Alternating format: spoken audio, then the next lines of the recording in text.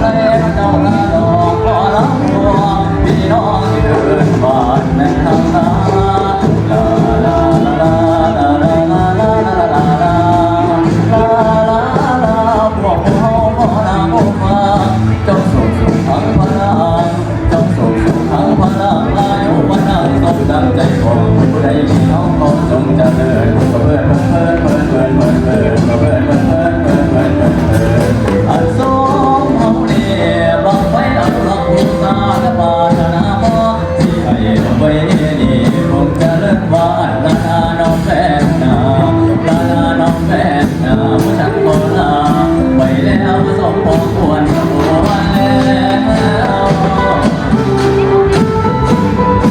บ่อย่าไกลจากนาเวลาผ่านมาไหนบ่อย่าไกลจากพี่น้องเวลานั้นผ่านตัวมา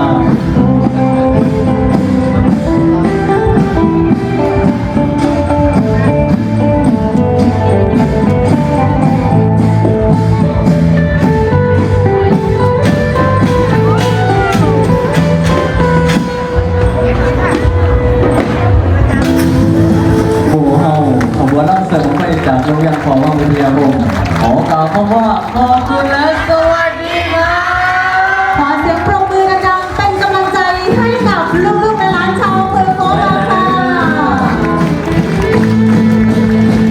เป็นการแสดงที่อ่อนช้อยงดงามนะคะแล้วก็มีความพร้อมเพรียงกันสุดยอดจริงๆนะคะต้องขอขอบคุณไปยังท่านดร.มนตรีแจ่มศรีนะคะอำนวยการฝึกซ้อมการแสดงนี้